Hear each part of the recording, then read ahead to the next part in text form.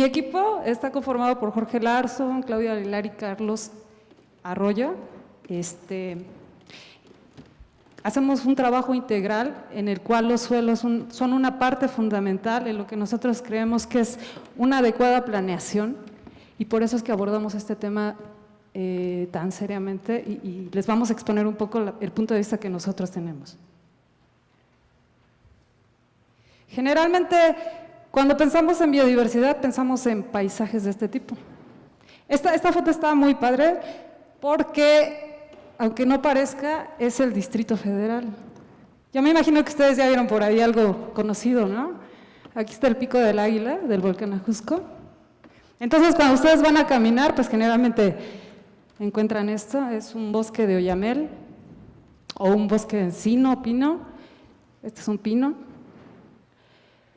O se encuentran esto, milpas, bastante delgaditas las cañas del maíz, pero ahí están.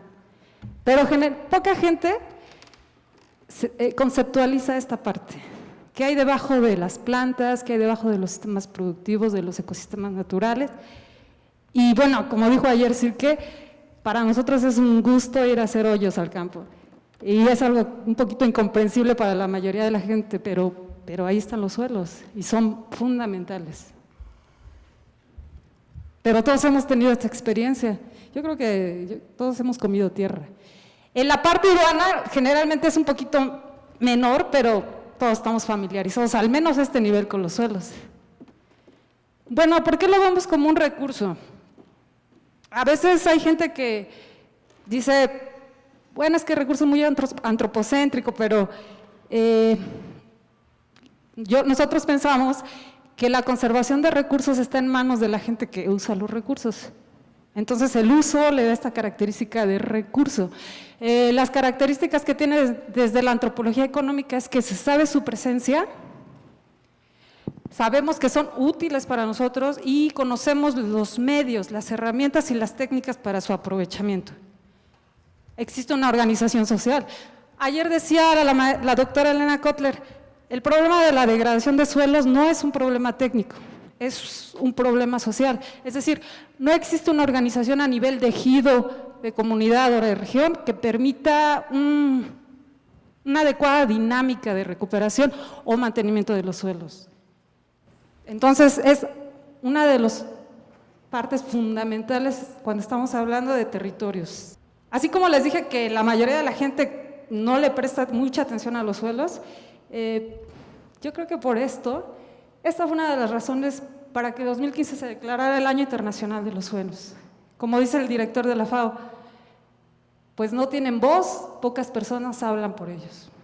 Cuando yo estaba estudiando la licenciatura, egresados, digamos, fuimos unos 750, egresados de la carrera de suelos habrán sido 10, dentro del mismo sector agrícola. Entonces, ¿qué pasa? Están subestimados los suelos y eso genera un déficit de conocimiento. Pero bueno, los suelos son muy importantes porque las funciones que tienen que benefician a las sociedades, a los ecosistemas, a los agroecosistemas son muy variados y no solamente son unas funciones biológicas o químicas, no. Tenemos aquí, por ejemplo, esta parte que a veces no la concebimos, ¿no? Conservan el patrimonio cultural. O tenemos aquí, la parte que nosotros estamos más familiarizados es esta parte de provisión de alimentos, fibras y combustibles. Pero tienen otras funciones como la regulación del clima, participan de forma importante en los ciclos de los nutrimentos, son hábitat de organismos. La misma FAO dice que una cuarta parte de la biodiversidad está en los suelos, lo cual, bueno, así a grosso modo suena impresionante. También hace una función de regulación de inundaciones, o más bien prevención, puede ser una prevención o si se manejan bien los suelos. También toda esa biodiversidad de la que hemos hablado que vive en los suelos puede ser una fuente de recursos genéticos y farmacéuticos. Y hay algo que últimamente le interesa mucho a la gente, que es esta parte de secuestro de carbono en forma de materia orgánica y que tiene mucho que ver pues con el calentamiento climático. Ahora, a nosotros redujimos las funciones que nos interesan un poquito más, bueno, no que nos interesan más, sino que las vamos a resaltar en esta presentación, que son hábitat de organismos, son sustrato y sostén de las plantas, y tienen una función hidrológica muy importante, captan el agua de lluvia, la filtran, la liberan de contaminantes y la almacenan. Esta parte de la regulación de flujos es algo muy importante, que a veces no nos damos cuenta hasta que tenemos problemas como el del huracán Stan en Tapachula, que fue una crisis ahí tremenda y que requirió la inversión fuerte de Conagua para prácticas de conservación de suelos. Es decir, hasta que no se ahogó el niño, no se tapó el pozo. Y bueno, por lo tanto, como participa en los ciclos de los nutrimentos, pues provee nutrimentos y agua a las plantas. Las plantas no solo usan el suelo para obtener los elementos y compuestos que necesitan para alimentarse, también las obtienen del aire y del agua, pero la mayoría provienen del suelo. Y a veces, mediante el manejo, con abonos y fertilizantes, podemos equilibrar de mejor forma esta provisión de alimentos, más bien provisión de nutrimentos para un sistema productivo eficiente, bien manejado. Bueno, pero ya vimos un poquito de funciones. Ahora, ¿qué son los suelos? Los suelos depende mucho cómo nosotros lo percibamos, ¿no? Yo creo, no sé, por ejemplo, para la niña que estaba comiendo ahí tierra de la maceta, a lo mejor es un juguete, pero esta parte de la percepción, en el caso de los suelos, es muy importante porque define como que la generación de información que nos pueda ser útil. En este caso, esta cita la tomé de un libro de edafología de Ortiz Villanueva, que en el 87 escribía que es el medio natural para el desarrollo de las plantas y solo llega en profundidad hasta donde penetran las raíces, lo cual es un concepto bastante, puede variar, digo, si estás cultivando árboles, si estás cultivando frutales o si estás cultivando pasto, ¿no? Mientras que para un campesino no es un suelo, es la tierra, y se refiere al material que trabaja, y no solo a eso, sino que es el conjunto entre la tierra, la atmósfera y la vegetación. Pero bueno, después, desde hace ya unos 50 años, empezaron a haber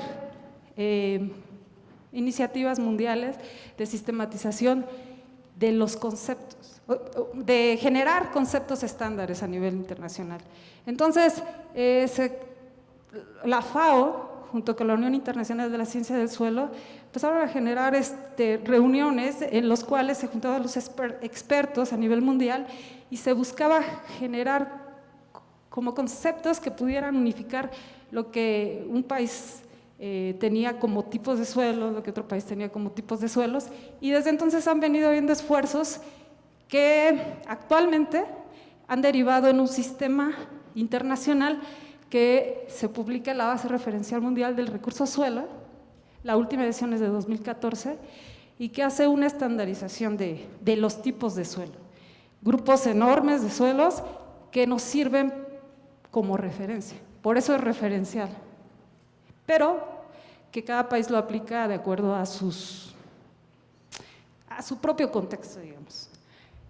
Para ellos, ya no está hablando solamente de algo que se trabaja, sino ya está hablando de un cuerpo natural, con 3 dimensiones, pero a través del tiempo.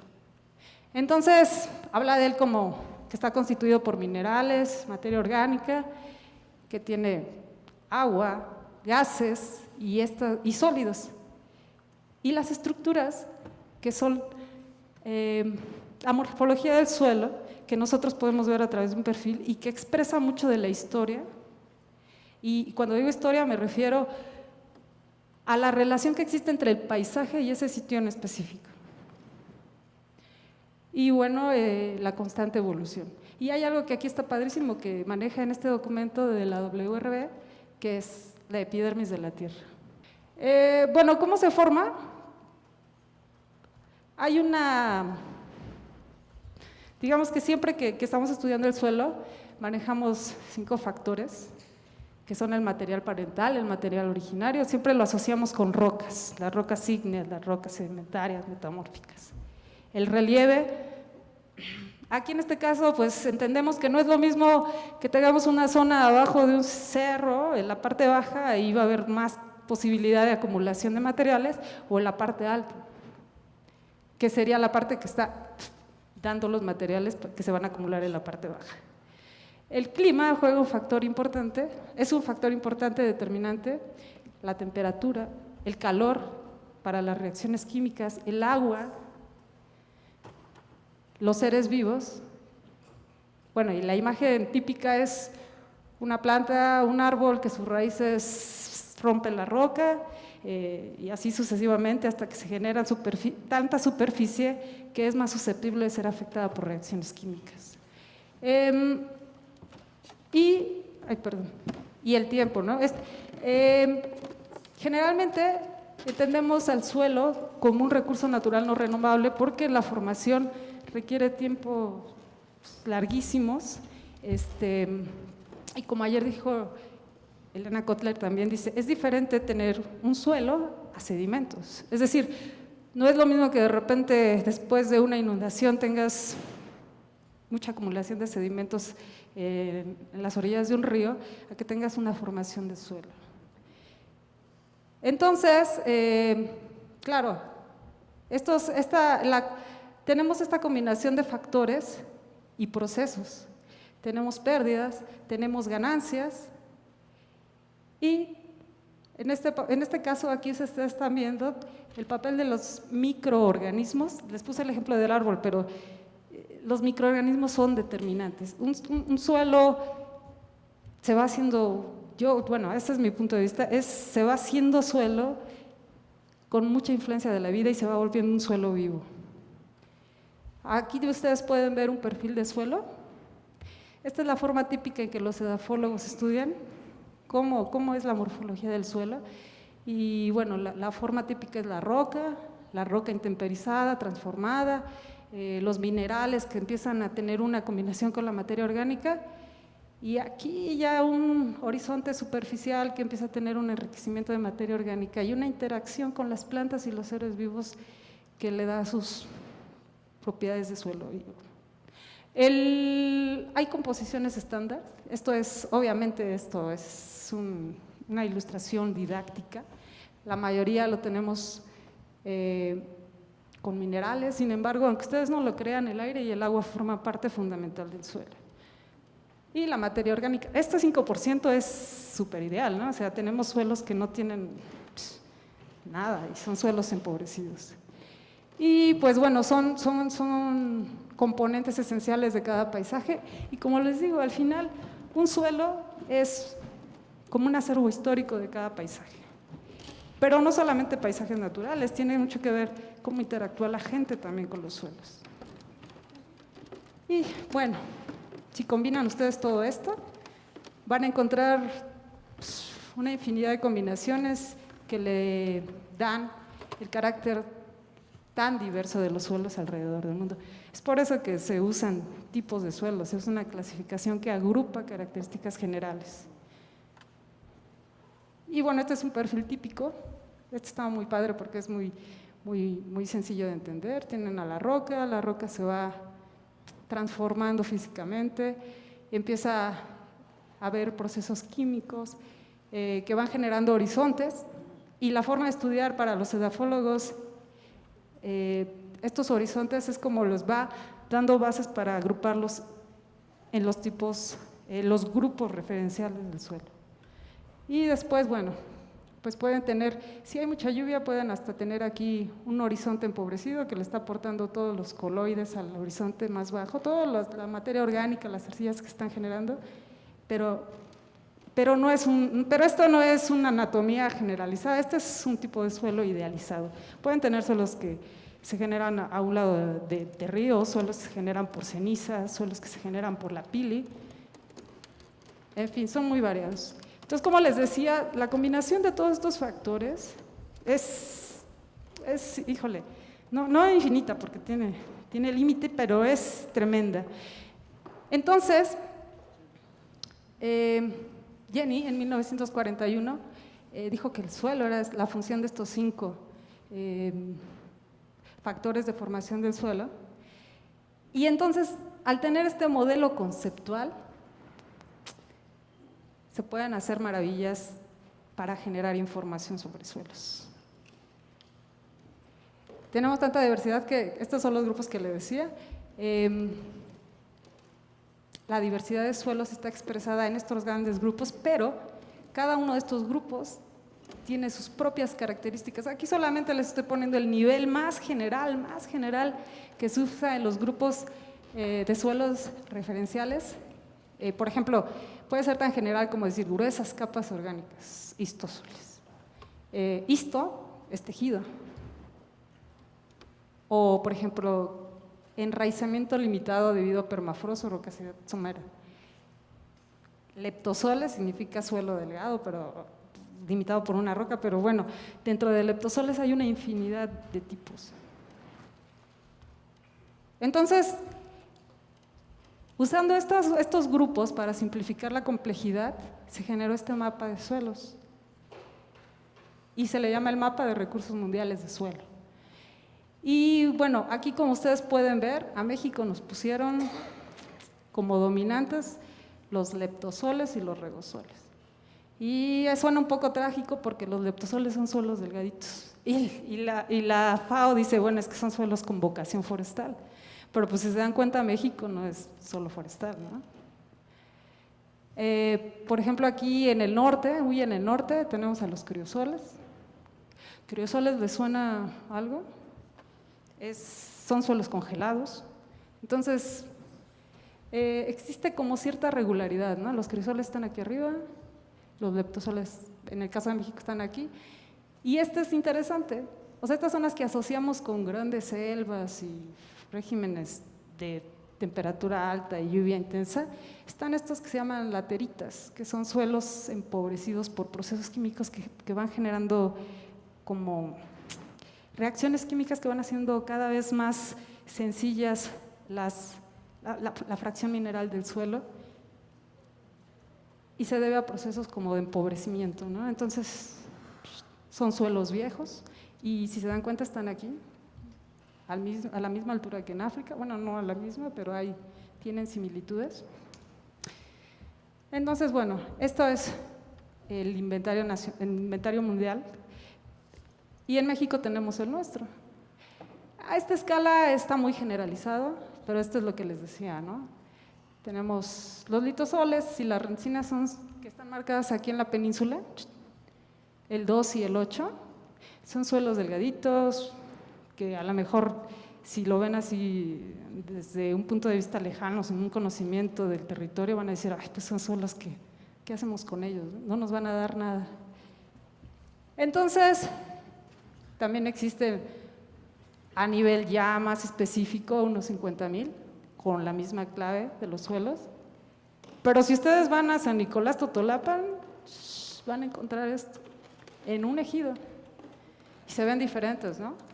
Tienen aquí amarillos, suelos rojos, este medio amarillo con un poquito de materia orgánica arriba, este que está súper interesante porque parece como que fuera antes un cauce de algún río, este que son suelos negros, y todo eso en menos de 15 minutos caminando uno del otro.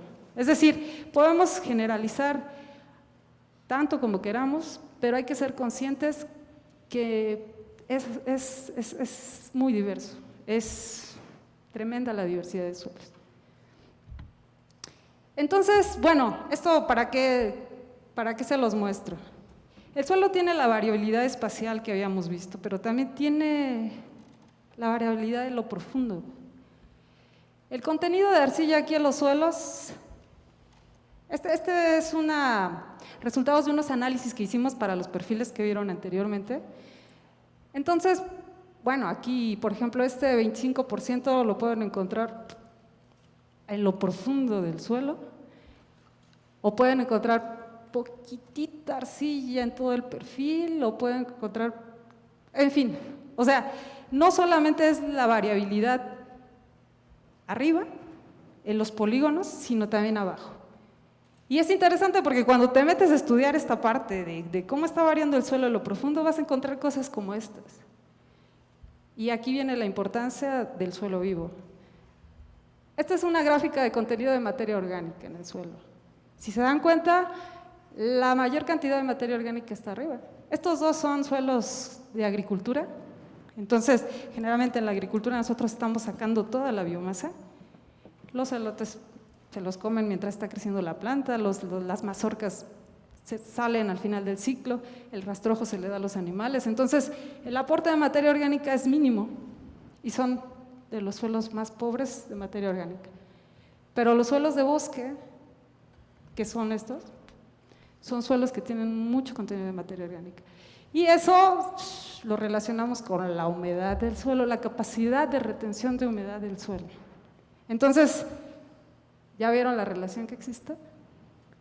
Esto es algo bien interesante porque uno de los problemas fundamentales del conocimiento de los suelos es que es carísimo hacer un perfil de suelos.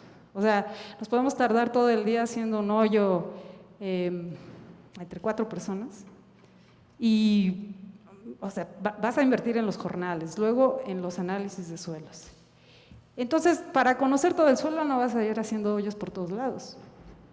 Entonces, estas relaciones, como el contenido de materia orgánica en el suelo y el contenido de humedad, si los analizamos estadísticamente bien y le damos un tratamiento de investigación, o sea, empezamos a generar investigación en estas relaciones, entonces tú vas a ir a campo, vas a poder hacer bueno, vas a hacer un perfil y vas a sacar el dato nada más de materia orgánica y vas a poderlo relacionar con la humedad del suelo y puedes hacer análisis de la dinámica hidrológica de la cuenca, en fin. Ahora, ¿por qué la materia orgánica influye tanto? Bueno, aquí tienes estructura. Estos son unos materiales didácticos de la FAO que me gustaron mucho porque te hablan de cómo teniendo una estructura buena, que significa cómo están acomodadas las partículas del suelo, puedes tener una circulación de aire y agua bien, así suficiente, el drenaje va a ser bastante bueno, pero también te va a actuar como una esponjita. Es decir, aquí se puede almacenar agua, retenerse por más tiempo, es decir, no va a caer y va a escurrir por arriba, sino va a absorber aquí y la va a mantener. Lo cual a veces está determinada por la materia orgánica. Esta es la estructura granular, hay muchos huequitos, hay muchos recovecos por donde va a circular los fluidos y es muy diferente a este comportamiento de una estructura laminar. Entonces, aquí también hay que hacer una precisión. A veces en los campos de cultivo esta estructura laminar es inducida. Es decir, hay tipos de suelos en los que metes el tractor cuando está húmedo y tú estás promoviendo esto. Y eso a veces es una falta de conocer las propiedades de tu suelo y las posibilidades de manejo que puedas tener en él. Bueno, pero como les decía, si te vas a campo a sacar tantos perfiles, no vas a llenar todo este espacio de perfiles, porque aparte destruirías el suelo. El perfil de suelos es un método destructivo al final de cuentas, estás haciendo un hoyo. Entonces, en el área donde estamos trabajando, estamos haciendo esto. Estamos haciendo métodos de mapeo digital de suelos en los cuales tú necesites algunos sitios de muestreo de las características de tu suelo, puedas utilizar métodos estadísticos para generar la información que existe, más bien para generar información con cierta incertidumbre, un nivel de incertidumbre que tienes también que evaluar, en donde no puedes o no tienes recursos económicos o posibilidades o ni deberías hacer un perfil de suelo. En este caso es el pH, la acidez, la alcalinidad de un suelo, que influye en muchas propiedades, en la fertilidad de suelos es determinante, disponibilidad de nutrimentos. Entonces, aquí se hizo un modelo de regresión lineal múltiple y se obtuvo este mapita. Las zonas, pero aquí están al revés, ácido es abajo. Las zonas más básicas son las más rojas, los cauces de los ríos. Bueno, ahora, ese es un ejemplo del pH, que para un agrónomo puede ser bastante interesante, ¿no? Es decir, ya no te dan el tipo de suelo, sino te están dando una característica que tú vas a usar directamente en el manejo. Hay otra característica, otra propiedad del suelo que es la textura, que es la proporción de la matriz mineral del suelo, de las arcillas, de los limos, de las arenas, y que, pongámoslo en un ejemplo de la dinámica hidrológica de una cuenca, las arenas te permiten un drenaje mucho más rápido, es decir, que el agua se mueva más rápido en el suelo que las arcillas. Entonces también es una propiedad que es muy importante en el manejo de los suelos. Esto es lo que nos enseñan en la escuela, el triángulo de texturas. Cuando vas a hacer un reconocimiento de campo, lo que haces es pruebas de campo de tacto para hacer un acercamiento a estos grupos texturales o lo mandas al laboratorio. Entonces, laboratorio es caro, no te puedes pasar haciendo pruebas en todo el campo, entonces también generamos modelos de esto. Este es solamente de arcilla, y aquí la base son hacer una relación entre estas covariables. ¿Qué tiene que ver todas estas covariables? Que son una desagregación de los factores de formación de suelo con las arcillas. Y entonces lo puedes manejar en el primer horizonte con un tamaño de píxel, porque estos son raster a 1 kilómetro, ¿no? Y la idea es ir generando este tipo de datos que después puedan servir para la planeación, tanto a nivel de predio como a nivel regional. Y aquí, por ejemplo, algo bien interesante, ¿no? Puedes encontrar cosas como esta. La profundidad de suelo, fíjense, las zonas más profundas de aquí y aquí, en zonas áridas, coinciden con los distritos de riego. Obviamente no es solo el suelo, es la disponibilidad de agua y otras características, ¿no? Y esta parte está bien interesante, el color. ¿Para qué nos sirve el color? Este es un mapa bien bonito, ¿no? Porque es una decodificación de la tabla de colores Munsell. Entonces, te puede servir para hacer un monitoreo de las tierras a través de la percepción remota o un monitoreo en ciertas áreas del contenido de materia orgánica que va a influir en el color del suelo. Bueno, ¿y por qué estamos en suelos? Estamos hablando de biodiversidad. En el convenio sobre la biodiversidad biológica dice que, en este caso México, respetará, preservará y mantendrá conocimientos, innovaciones y prácticas de las comunidades indígenas y locales. ¿Y para qué nosotros queremos eso? ¿Para qué queremos suelos si estamos hablando de diversidad biológica y prácticas que conserven el uso sostenible, que mantengan el uso sostenible de la biodiversidad biológica? Pues es que cuando una sociedad vive en un territorio y asimila y lo conoce, entonces genera un conocimiento que expresa en otras palabras las características de su territorio. Este es un trabajo en Yucatán, en donde, si ustedes se dan cuenta, existe una clasificación de los suelos, de acuerdo a si son suelos agrícolas, suelos no agrícolas, o si son suelos que tienen algún uso. Y entonces aquí hay características como el color, como la textura y como su ubicación en la pendiente. Entonces son formas diferentes de conocer, pero para nosotros es muy importante porque esas formas expresan una pintura del territorio, que si tú lo combinas con herramientas actuales, conocimientos actuales, te puede dar la capacidad de innovar. Por ejemplo, en este caso, ¿cómo lo relacionamos con recursos biológicos? Pues mira, este es un tipo de maíz que utilizan en esta zona, en el PUC, que es el Snook-Nal, que es de lento crecimiento, un grano grande, pero se adapta a ciertos suelos delgados, pedregosos. Es decir, tienen un recurso biológico para un suelo. Ha hecho esta coevolución de la sociedad con sus recursos biológicos adaptados a su territorio. Entonces, estos conocimientos a veces se menosprecian. Es decir, generalmente les dan menos valor de lo que merecen. Nosotros estamos intentando generar conocimiento del territorio desde lejos, pero esto expresa un conocimiento más profundo y la sistematización de este tipo de conocimientos junto con la nueva información para nosotros es clave en el manejo sostenible de recursos. Entonces, nada más para concluir. El suelo es un factor fundamental para el desarrollo rural, para los sistemas alimentarios, es decir, las opciones que se manejan ahora para alimentar a la población futura es o intensificación de los sistemas productivos o extensión de la frontera agrícola. Si extendemos la frontera agrícola es a costa de ecosistemas naturales, si intensificamos los sistemas, no quiere decir que los contaminemos. Es decir, un buen uso no forzosamente es usar fertilizantes, es tener sistemas más racionalizados. Y bueno, el otro papel que les habíamos mencionado en la captura de carbono y los ciclos biogeoquímicos es importante para la adaptación y mitigación del cambio climático y para nosotros es el fundamento del capital natural. Fundamento me refiero, aparte de que es donde se pisa, donde están ancladas las plantas, todas las funciones que les mencioné.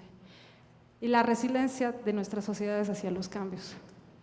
Y bueno, no solo es el suelo, es la combinación del suelo, de las características del suelo, de la vegetación y del agua. Entonces, el área en el que, mi área, estamos trabajando en estas herramientas porque creemos que el suelo es el recurso fundamental y que la sociedad tiene que invertir en conocimiento y en generación de capital humano e información si es que queremos asegurar la viabilidad de la sociedad.